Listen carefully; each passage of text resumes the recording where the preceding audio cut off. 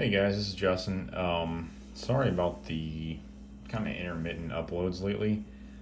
Just been busy with stuff and haven't really taken the time to make any videos. Just had some new furniture just coming in, different house things, and then work's been crazy. But anyway, not making excuses, but I do apologize for the lack of videos lately.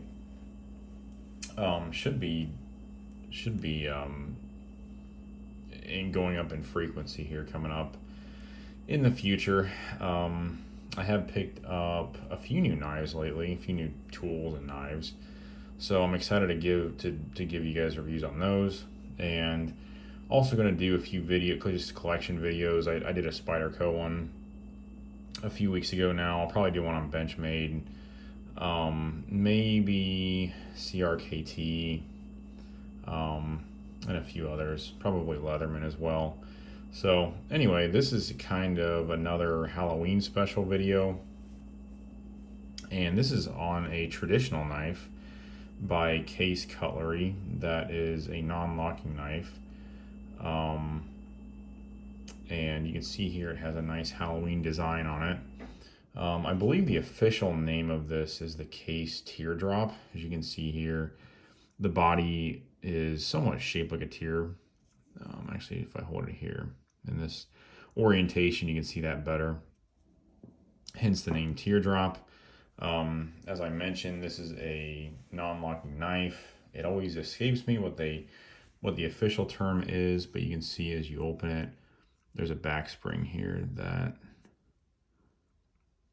moves upward when you get it into the full open position. And it's not, even though it's non-locking, it does hold the blade pretty solidly. So anyway, let's go ahead and get started with the scoring on this. So looking at the blade steel, I couldn't find a lot of specifics on this. I just know that it's Case's true sharp surgical stainless steel. I've heard that it's similar in terms of quality. It's similar to like a 420 HC is what I read one time. So nothing super high end. I've carried and used quite a few Case knives that have this steel, and it is a nice steel. I mean, edge retention's pretty good. They always come razor sharp, although some do have a burr left on the blade, and that's a quality concern there, and just a little one. This one I did not find that, so that was nice. But yeah, the blade steel, it's not bad. I mean, it's very usable, good enough for an everyday carry knife for most cutting tasks. And I've also heard that it is easy to sharpen, although I've never done that myself. And then I believe if Case still does it, you can send your knife to them to be resharpened for free. So you just have to pay shipping for that. So anyway, in terms of blade steel, I gave this knife a score of a 4, which matches the Leatherman Free P4, which also had 420 HC. Moving on to the clip, this guy does not have any clip. It's just a clipless traditional knife. You can carry it in a slip if you like. It doesn't actually come with a slip, but I'm sure there are plenty out there you can buy. I purchased one with a pocket clip from, I don't remember, I think it was DLT Trading. But anyway, I just gave it an average score of a 5 for clip. I mean, it's easy enough to carry. It's lightweight. Yeah, nothing too heavy in the pocket. So lock type, as I said, this is a non-locking knife. I always forget what these traditional knives are called. Maybe it'll come to me in a minute, but yeah, it is a non-locking knife, although the half stop and the fully open positions are pretty stout. It's hard to move the blade when they're in those positions, so it does give you some confidence when you're using it. Looking at the materials on the handles are actually persimmon orange bone, or persimmon bone. I think that's actually the color. So they're very nice, and they're polished here. You can see the bone has a really nice finish. Other side as well. And then I think these are nickel bolsters. So the materials on this are, in my opinion, pretty nice. A lot of Case knives do use bone. Some is polished, some is pocket worn. Different finishes. The orange bone is a little bit more unique. And I don't know where they source it. I think it's a sustainable source, but I'm not exactly sure where it comes from. But overall materials are pretty nice on this. So I gave it a score of a 7. Looking at the size, this is the Mannix compared to this knife. So you can see here, it is a pretty small knife. And then here's the Buck 110, another traditional knife, albeit much bigger and also locking. So yeah, it's a very small knife. And it looks like the tip is rounded off, but it's not. It's just the lighting here. Sorry about the lack of focus there. So yeah, it's a small knife, very lightweight, very easy to carry. It would actually fit pretty easily in the profile of the Buck. You can see there. So anyway, that's your size comparison for you. Moving on to the action. Again, for a traditional knife, this has a very nice action. You can hear it stop at the half stop there and then fully open. And the spring retracts and then falls into the little recess in the blade really nicely. And then closing it, you can hear a nice kind of a click almost at the half stop and then falls into the handle nicely. So action overall for a traditional knife, very nice. So I did give it a score of an 8.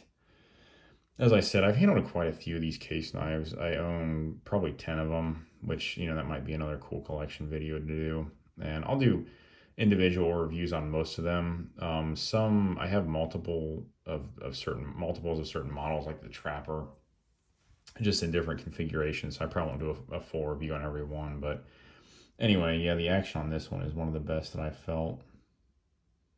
Moving on to hardware, this is a pinned knife like most traditionals. You can see the pins there and there, so you cannot disassemble it.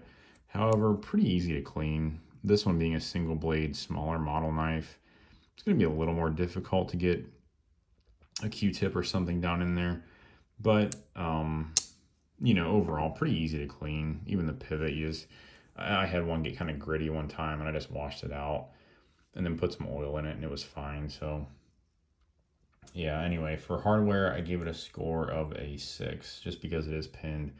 You can't take it down, but then at the same time, it's not going to be something that's overly difficult to clean and maintain.